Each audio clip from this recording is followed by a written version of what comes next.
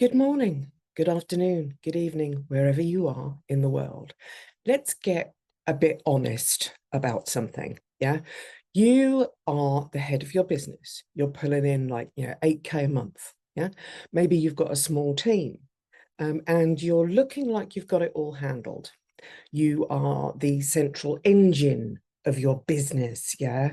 Um, you are the hub of your family. Your entire damn universe revolves around you, especially when it comes to managing and organizing. Yeah. But let's be real about something. Inside, are you struggling?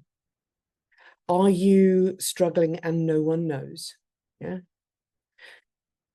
Are you the woman who can't switch off? You feel like asking for help would manifest a huge flipping neon sign above your head, flashing failure, failure, failure. Or maybe it hovers above your office door. Yeah. And the joy you once had in your business, buried under a mountain of unseen pressure. And no one knows, no one sees, no one gets, yeah, how bad this really feels. I do. You're probably telling yourself, right, that this is just the price of success. But what if I told you that those feelings, yeah, the exhaustion, the inability to switch off, the quiet resentment, the lost joy, yeah, all of that stuff aren't just symptoms of a heavy workload. They are, in my experience, often rooted in deeper, hidden wiring. They are subtle signs of hidden trauma that's keeping you stuck, even if you don't consciously realize it. Now, my name's Tanya, and I'm not here to waste your precious time with fluff. Yeah, I'm no better than you are because I was you. I am here to cut through the crap, to help you see the invisible burdens and show you how you can get shot of them to finally create a space to breathe without your business catching fire. How to build a team that runs without you needing it 24/7. How to find the energy by constantly resourcing yourself so that you can show up for life, yeah, big picture life, not just your Slack or your WhatsApp or your inbox. And if I could take away one thing just like that, it would be those 3 a.m. stress spirals where you wake up wanting to find a pen and paper because your to-do list just starts whirling around in your head. I know what you're looking for is calm, clarity, yeah? A life that fits you, because your life should be getting better as your business scales, not getting worse. Today, I'm going to pull back the curtains on 5 specific but often overlooked signs of that hidden trauma that's likely to be impacting your business and your well-being more generally. But first, I want you to know that understanding is the first sort of crucial step to reclaiming your power and your peace. Without awareness and understanding, you can't fix it. Yeah. So before we dive in, I want to be clear. Yeah. These signs are exactly that, signs. They're not flaws. They're just signals.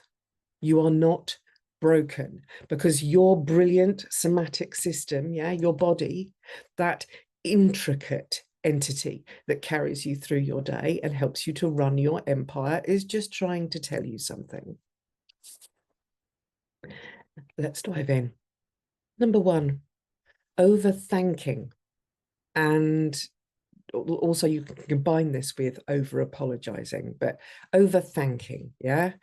Do you find yourself constantly saying thank you for everything, for literally stuff that is part of someone else's job description, for basic human decency, for a team member delivering on a task that they were expressly hired and paid to do, yeah, or even just someone listening to you. Now, why does this happen? It often stems from a deep unconscious belief that you need to earn your space, your worth, yeah, and that your needs are an imposition or an inconvenience to others. It's a subtle way of trying to manage people's perceptions of you to ensure that you are good enough and not a burden. This is rooted in those early experiences where your needs were not met unless you were exceptionally accommodating, or where you felt you had to constantly prove your value to parents or caregivers. The impact in your online business today can be quite significant. If you are overthanking your team for simply doing their job, you are subtly undermining your authority and their sense of ownership of the tasks that they do. You might also find yourself over delivering to clients, feeling like you owe them more than the contract actually states, right? This eats into your time, into your profit.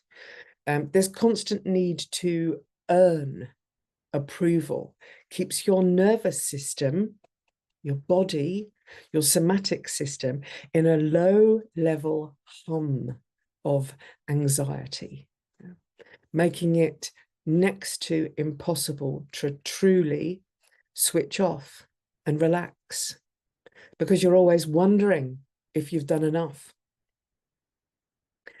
You're giving away your power, yeah.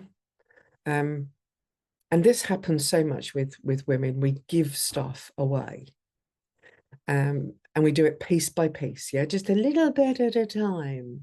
But it does leave you exhausted and unable to accept genuine compliments when they turn up. Now, the solution for this is not about being rude. It's about recalibrating your nervous system to understand your inherent level of worth.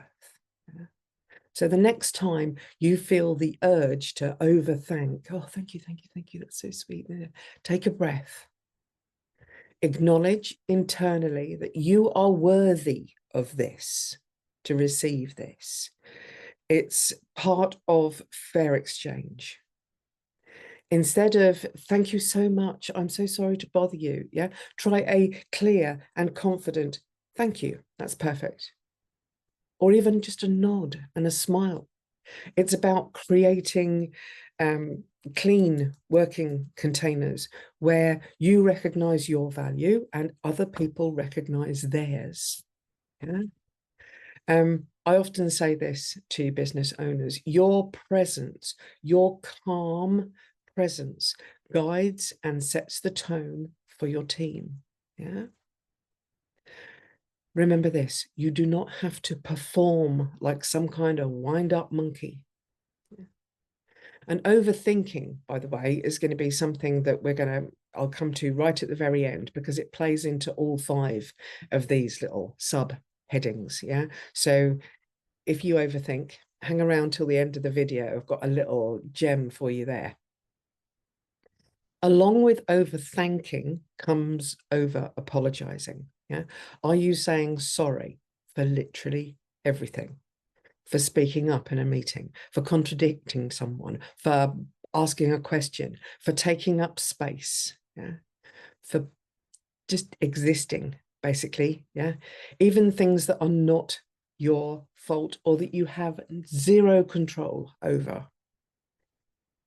This isn't just simple politeness. It's a deep-seated, often unconscious belief that you are fundamentally wrong or burdensome,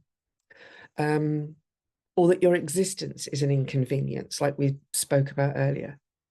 It's a preemptive strike, or I would say reaction, but you're doing it before the thing happens. So it's preemptive, trying to protect you from a perceived rejection, or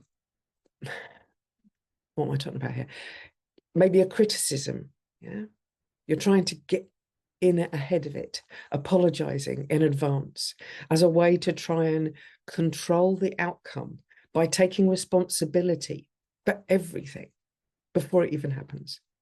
This wiring definitely comes from environments in your childhood or your early life where you were criticized for expressing your needs, where you learned to appease, to maintain peace. The impact in your business? Well, massive. If you're constantly apologizing, you are eroding your leadership presence. Your team might subconsciously begin to question your confidence. You might hesitate to set firm boundaries with clients, leading to scope. I always struggle to say this, scope creep. Yeah? And then the overwhelm then comes in on your team, because it can overextend your team as you accept more and more. This constant self-minimization leaves you feeling small, stifled, unable to tap into your true creative gifts that created this business in the first place. This is why asking for help feels like a failure, because you are already apologizing for needing anything at all, even if it's the thing that that person in your team is literally employed to do. Now, the solution for this is about reclaiming your right to exist, yeah, and lead without apology.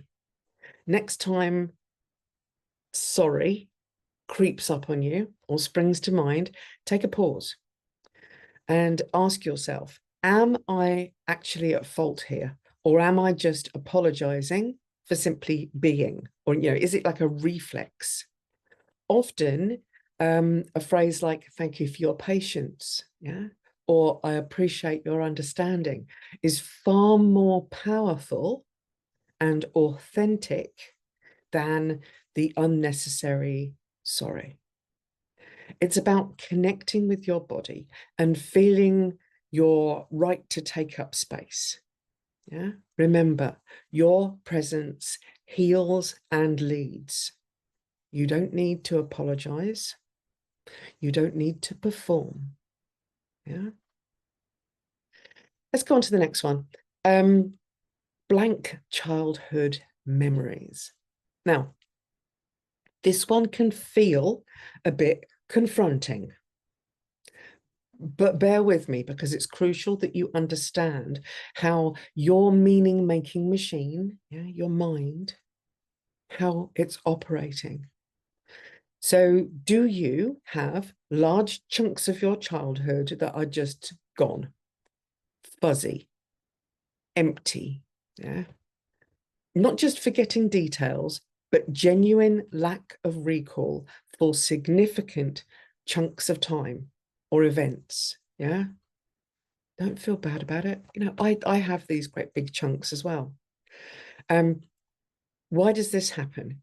Now, this is your brilliant brain's way of protecting you from difficult, overwhelming, or even traumatic memories. It's a survival mechanism. Yeah. Your brain isolates and separates these memories to allow you to function. These sectioned off memories are often referred to as parts. This is where parts work comes in, yeah? These parts of you are frozen in time and sectioned off from the you that continued to grow, yeah? So these parts don't grow, they're literally frozen in time, yeah? Gone round in a circle on that one.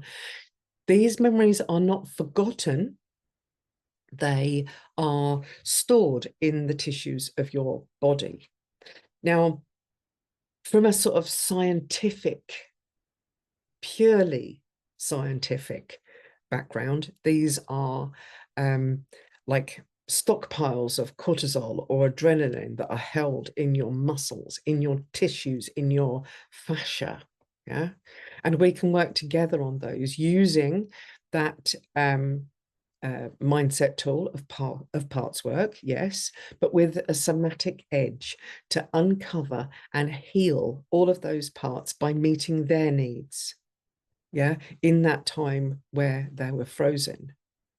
By meeting those needs that were not met in those difficult times in your childhood. Now, this may or may not allow you to recall the things that your mind has sectioned off. Yeah. But you're going to be able to heal the pain of them without reliving them. Yeah.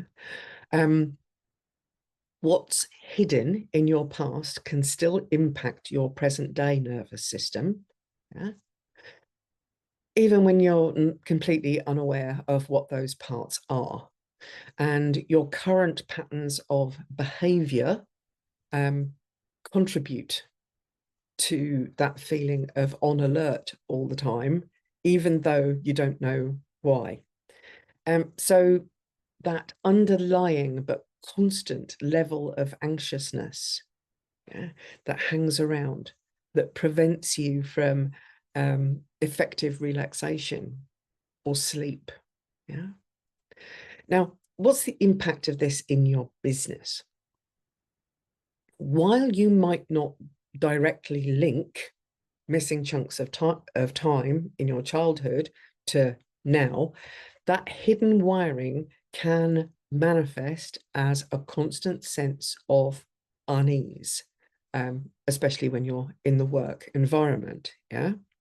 This inability to relax or unwind, or feeling that you're always bracing for the next problem or crisis to turn up, can literally mean that you are stifling your own intuitive flow, because there's a part of you that is always guarded, yeah, protected, on alert. Yeah, it contributes to that drowning inside feeling, because your system is constantly expending energy to keep those memories hidden, to keep those moments of trauma under wraps, yeah, leaving less energy for joy, creativity, for presence. And it also makes it harder for you to trust yourself and your team, because your system is wired for caution, for keeping you protected. Yeah.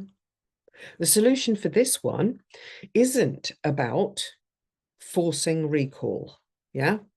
No, no, no, no, no. We don't need to force recall. We do not need to dig through those painful memories.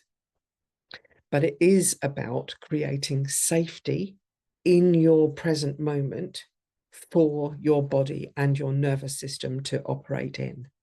It's about building a nervous system that feels so secure, so resourced, so safe, yeah, that it no longer has to keep those protective walls quite so high 24/7. And my mix of somatic methodologies helps you to gently reconnect with your body, creating that felt sense of safety. Yeah, this is not just about mindset and continuing that, cut off invite. Yeah, I'll briefly dip into that, right? We often just live in our minds, live in our heads, yeah, ignoring what's going on in our body.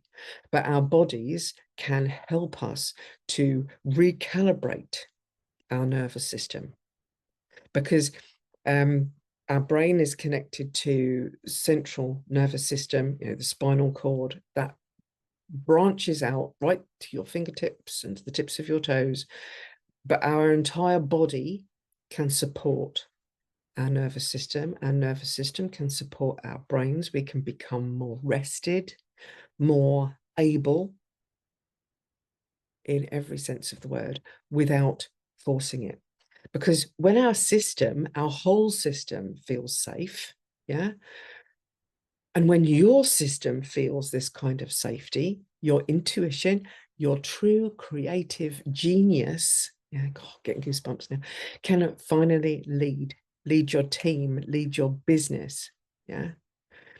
It's about allowing periods of really gentle processing. Yeah. Not forcing a breakthrough through like forced mindset work. Yeah. I don't do that stuff. Yeah. Yes, we're going to get breakthroughs, but they're not going to be forced. Yeah. Okay, let's talk about the next one.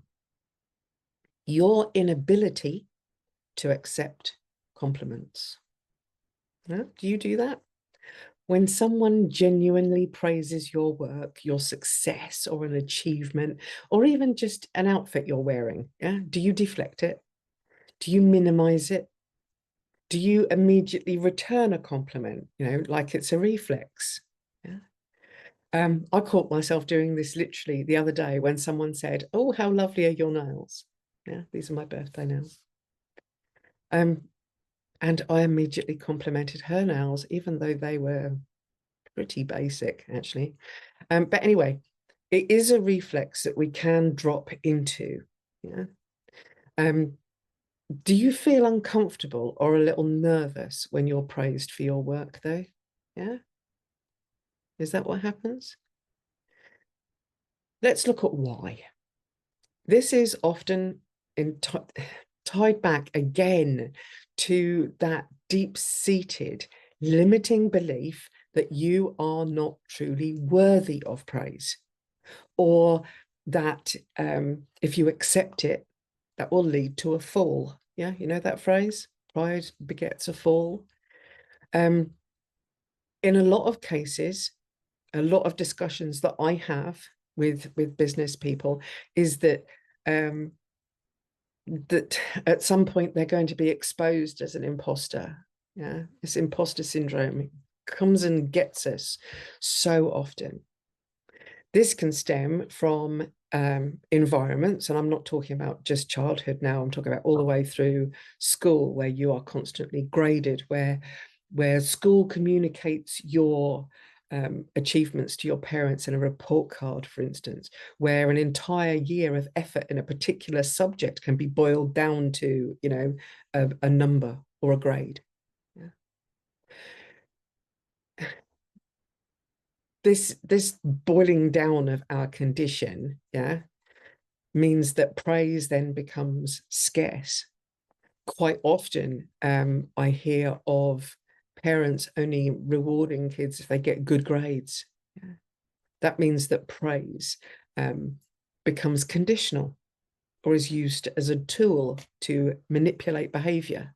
Yeah. So this behavior becomes learned in order for us to stay safe.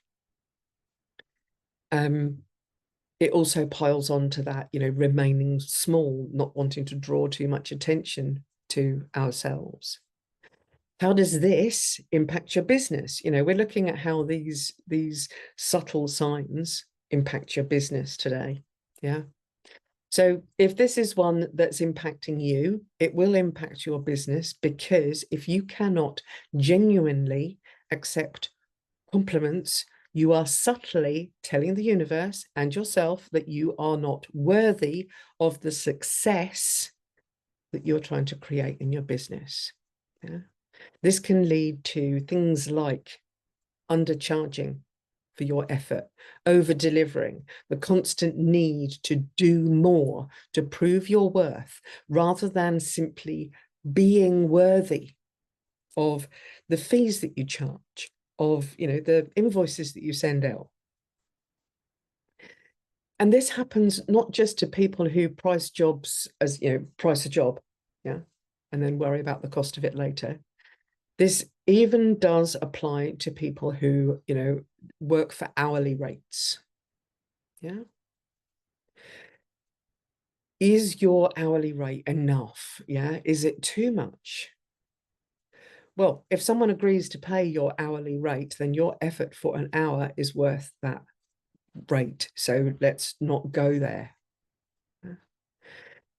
This relentless doing it all for an hourly rate in particular, yeah, is a cycle that prevents you from owning your ability, your worth, and your achievements. And that means you're giving away your worth. Yeah? You're allowing yourself to become worth less, not worthless, but worth less.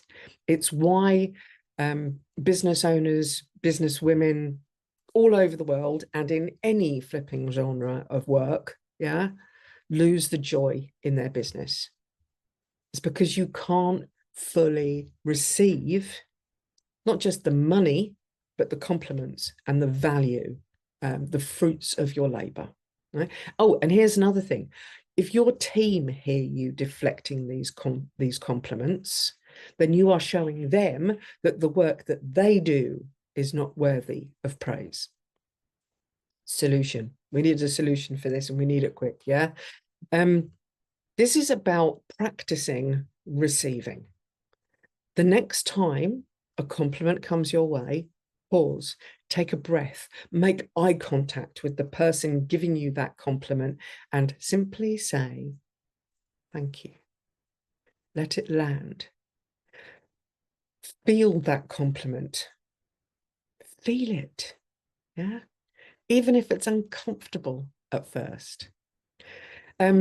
You may even want to practice this at home, actually, because it's a really powerful act of building self-esteem, building self-worth. Now, I know a lot of, especially Americans and Canadians, who at Thanksgiving will thank each other for what they have brought to the family over the last year. But if this is something that you really struggle with, then you need to be doing it more often than once a year. Yeah? This is a powerful thing that you can do, not just for yourself, but for everybody in your family or for everybody in your team. Yeah. How amazing would it be if everybody, in your team, say you've got a team of 10, yeah, if at the beginning of every monthly team meeting or weekly team meeting, you thanked one other person individually, right? So every person individually thanks one other for something that they've done, whether it's, thank you for always being first to work and putting the coffee machine on. Yeah. Or thank you for that time when I couldn't think of the right word to put in an email and you just came up with it for me. Just a simple giving of a thank, of recognition, of a compliment. Allowing yourself to receive those compliments and allowing your body to literally feel that positive energy that comes with the compliment. This will enable you to feel worthy of your success. Yeah. And it's the most intuitive and valuable gift that you can give to someone else. Okay, now let's move on to the fifth sign I think we're up to. We should be by now. Never or very rarely asking for help. Yeah. Now, I know that you are most likely the central engine or like the hub of your business. Yeah. The one who oversees it all, who does it all. And if you're not someone with a team, yeah, or you've got like a very small team, like there's you and two others, or even those of you who are, the solo engine, yeah, you are literally, like me. I mean, I have people that I can refer to, people that I can ask questions of, but essentially in my business there is just me. Yeah. That means that I am the one who essentially does it all. But if you've got a small team, but you've hired those people because you need to or want to share the load. But the thing is with women in particular is that we are often also the hub of our home, of our family, of our friend circle. Yeah, we're we're organizing the dental appointments for our kids. We're making sure that each child goes to school with the right stuff, or that we're arranging things like parents' evenings, yeah, or even arranging family dinners where everybody gets together with grandparents and that kind of stuff. We organize Christmas. Yeah. Are you doing all of that and still convinced that asking for help means failure? Seriously, are you the one who would rather burn out than admit you can't do it alone? Are you? So why does this happen? Well, it happens because of going back to those deep limiting beliefs. Yeah. This happens because we get tied up in that deep fear of vulnerability, yeah, of not being enough for someone else. The belief in a way that we should be totally self-sufficient. Yeah. Or we may have had a past experience where asking for help led to disappointment, judgment, or being let down, relying on someone else who let us down. Yeah, it's another protective mechanism. Yeah, if I don't ask for help, right, I will never be hurt or disappointed. Now, I'm going to give you a really personal example of this. Within a couple of days of my husband passing away, my sister Claire, wonderful woman, asked if see, it's even difficult for me to say it. Okay, deep breath.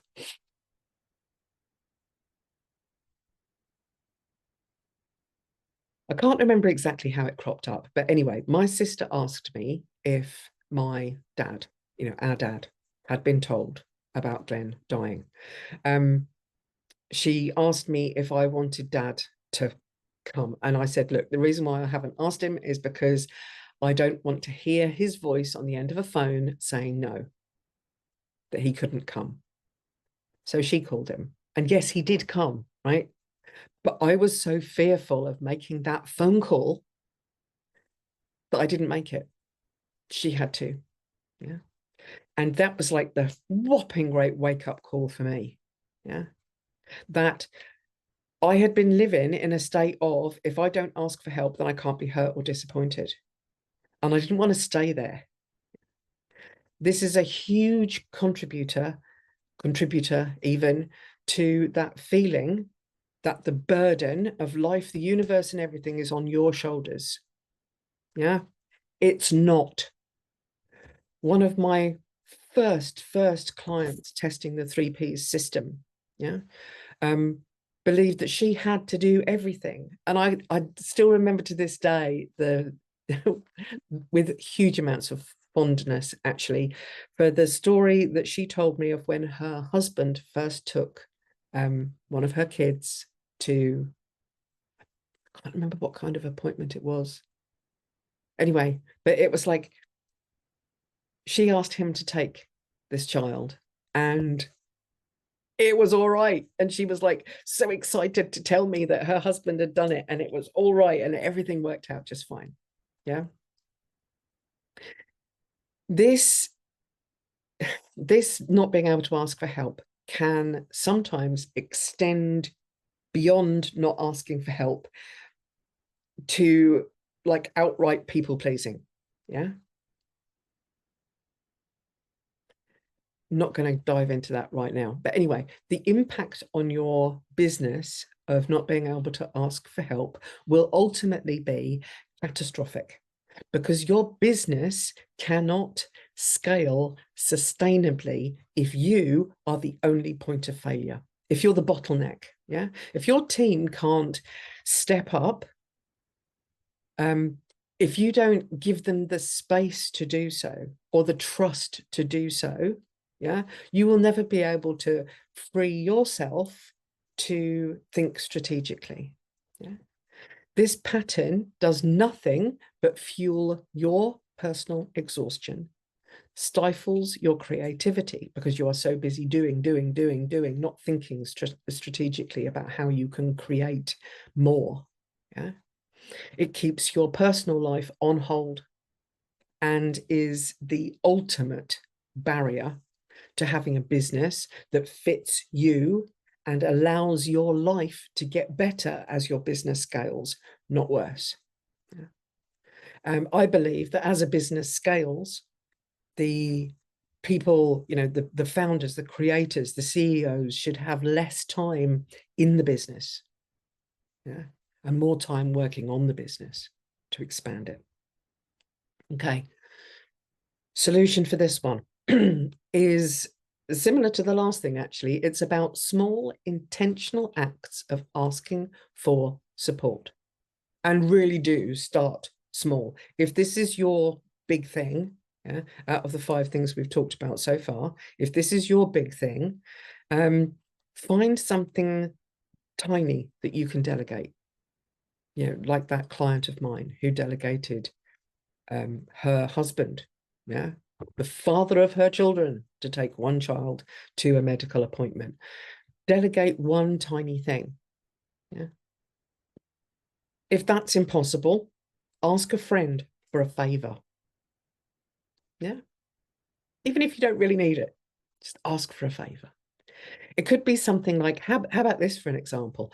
Ask your friend if they can make your phone ring at 3 o'clock in the afternoon because you need distracting from something. I don't know, make it up. Yeah.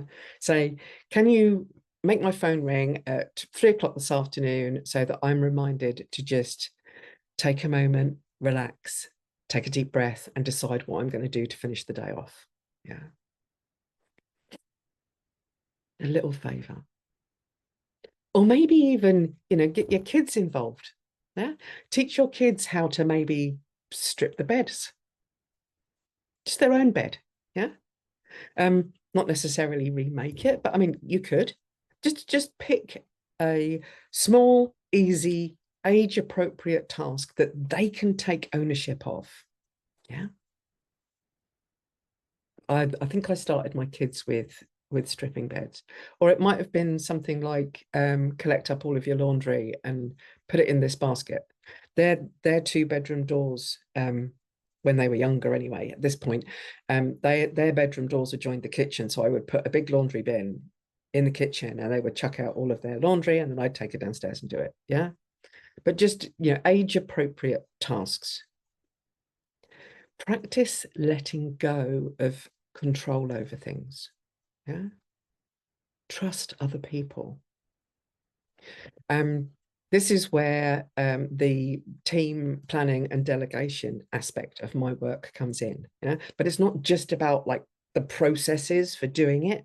It's literally about rewiring your nervous system to feel safe while you share your workload, receive support from your team so that you can give support where it's needed and help free up other bottlenecks in your business, because it's not just you who's going to be a bottleneck. Remember, your presence is needed. I'm not just talking about turning up. Yeah. Your actual focused in the moment, being present in your business is needed. Your leadership guides your business. And while little bits of your brain are being, that phrase, everybody wants a piece of me. Yeah. No, people don't need a piece of you. They need to be taught how to be you. They need to be taught how to take over from you. You do not have to perform for others. You don't have to perform for your business to be a superhero. It is okay to receive. Now, before I wind up this session, which I think has gone on far too long already, yeah, I want to touch on overthinking, because all of the things that we've talked about so far, tie into overthinking. You've heard me describe the 5 signs and what you might be thinking or feeling when those signs come up. Yeah. But you might be thinking in your head right now, okay, but how do these little things actually turn up in my business as big problems like overthinking and procrastination, right? Now, the answer lies in something called the freeze response. Have a think for a second. Do you have any idea how much time and energy you put into over analyzing every step, every thought, every action? And at the same time, do you procrastinate great chunks of time away? Do you doom scroll when you're at home? Yeah. Now, you guys are not daft out there. You will have heard of flight or fight, right? Or fight or flight. I never know which way around they should go. Doesn't matter. You've heard of those things, right? But there are actually 4 groups of responses. Yeah. And these are your nervous system responses. Fight or flight are the most frequent ones. They're the ones that crop up all the time. Yeah. Something happens and you're either ready to take it on or run away. Yeah. There's another one called fawn or appease. Yeah, essentially, this is like the people-pleasing stuff, which I have and will continue to cover in other videos. But this overthinking one comes from freeze. Yeah, so we have fight, flight, fawn, and freeze. This is a powerful one. Yeah, but it's also a really quiet survival mechanism.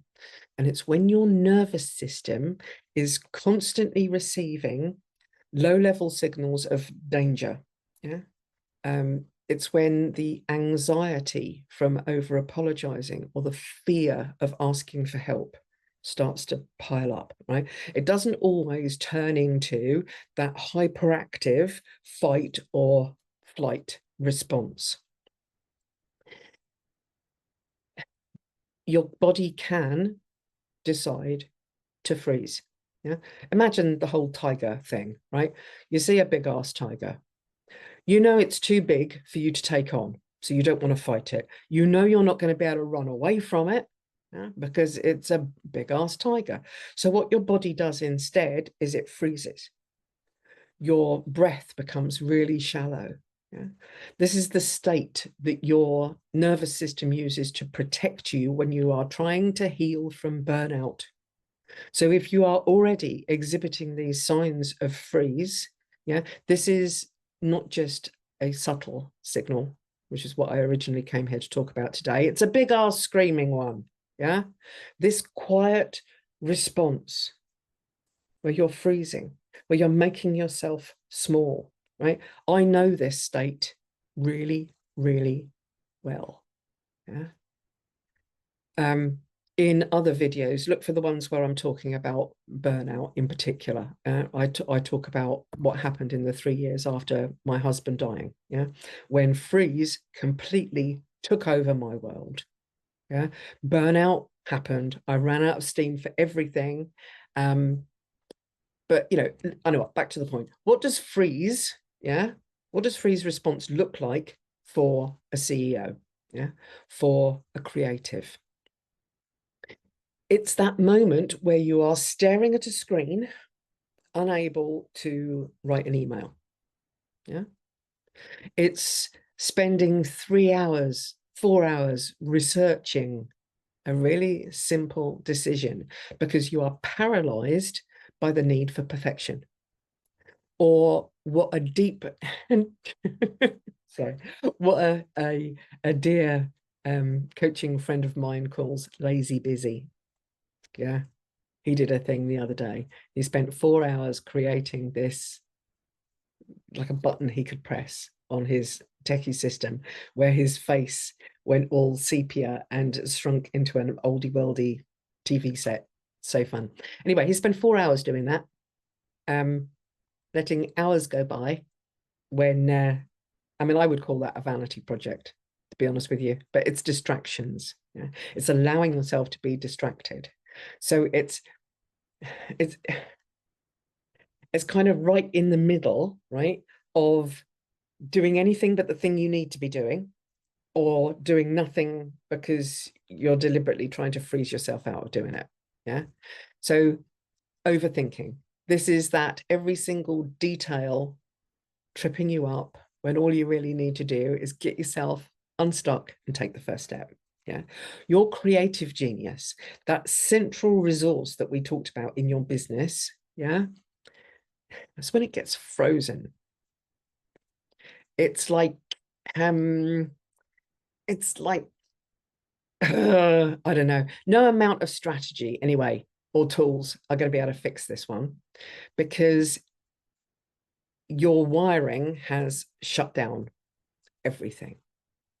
And the biggest purpose in my work is to help you gently and safely thaw out that freeze response so that your intuition and creativity can finally flow freely again. Yeah. So there you have them. Yeah, the subtle, often hidden signs of trauma that are likely impacting your capacity to truly thrive. Yeah, I like that word, thrive. I just struggle to say it.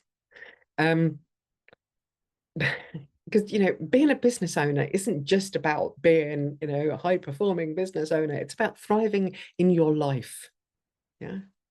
This isn't about blame, it's about awareness. What I'm trying to do in these videos is help you become aware of what your stuck points are so that you can take focused action. Yeah. There's no need for you to fix everything at once. It's pointless. That's why when you start to work with me, the first one-to-one that we have is working out what you need first. Yeah. It is not my place. And it's not something I can do anyway, is to sort of just decide, right, everybody on the planet needs to do module 1, then module 2, then module 3. Tried that when I first created the 3P system and it didn't work. You need to do things in the order that you need them. Yeah. And in order to know what you need first, you need to become aware of them. It's about seeing, yeah, seeing these invisible burdens that you're carrying so that they are no longer invisible. It's about understanding that these signals are not faults, they're not failures. You don't have to stay stuck, for goodness sake. You don't. You don't have to keep pushing and pushing and pushing until you crash. If you are the central creative resource for your business, yeah, it's time you started treating yourself like the jewel that you are. My work, whether it's one-to-one or in the 3Ps community, my work is a blend of the different methodologies and the different stuff. Yeah, look up there, all that stuff that I've done. I bring it all together in ways that work with you. It isn't about adding to your plate. It's about stripping away the bullshit, engaging your body and your nervous system to rewire the patterns, recalibrating your nervous system. Yeah. Recalibrating your system from, you know, anxious to calm. Oh, printer just made a funny noise. It's about what the work I do is about helping you find with soulful precision, yeah, the thing you need to deal with first. You deserve a life that gets better as your business scales, not worse. I said that before, yeah? You deserve space to breathe. You deserve a team that can run without needing you 24/7. I mean, for goodness sake, you deserve a holiday, yeah? And you deserve to have the resources, the energy, so that you can show up for all aspects of your life, not just your business, yeah? Calm, clarity, and a business that fits you. So, I know this has been a long one. I'm sorry. I mean, I'm not sorry about bringing you all this information. I'm just sorry that I tried to fit it all into one thing. Yeah, I might actually do shorter videos on each of these things. But anyway, here it is. It's all together in one thing. If you are ready, you know, at this point to stop fighting battles with all of this hidden shit, if you want to start living, right? If you're ready to transform your business and your life from the inside outwards, yeah, we need to talk. So only contact me if this is resonating with you deep down right now, right? Because I set aside a limited amount of time, well, it's actually a limited number of appointments in each week, where I spend 15 to 30 minutes max of connected, focused coaching, yeah, that creates an individual, like one tiny thing that is grating on your nerves. We can deal with it, right? And we can deal with it quickly in a focused, it's what I call a connection call, or laser sessions. Yeah, so you may hear me use either of those terms, to give you a bit of self-understanding, yeah, or business clarity or creative flow, yeah, whatever it is you're stuck with, right? For you to figure out what your next step needs to be. Yeah. Like I said, I open up chunks of time each week, and then I set my system to only book in a certain number of them. So if I've got a quiet week, there may be 10 available, or maybe 12. Yeah. But on a more busy week, or on a week where I am intentionally showing up, maybe I've got an event on that week, or if I'm supporting another coach with an event that they're running, yeah, on weeks like that, I may only have like 2 or 3 available. So look in the description below this video on YouTube. You will find a link. Now, click on that link. The spots tend to go fairly quick in each particular week, and they reset at midnight on a Sunday. So if you're like watching this video and it's a Friday afternoon or a Saturday afternoon, and you click the thing and there's no availability, log on again first thing Monday morning, because in 15 minutes, literally just 15 minutes, we could upgrade you, your brand, your profits, how you feel in the world, how you show up. Yeah. Yeah. In just, 15, 30 minutes max. Yeah. They're 15-minute slots, but I always have a gap in between them. So if we do need to overrun a teeny bit, we can. And like I said, those spots are available for you. One last thing before I say goodbye. If there's anything you want me to cover, let me know. I am on Facebook, Instagram, LinkedIn. You can find me in all of those relevant places. But yeah, that's all. So I shall say bye-bye for now.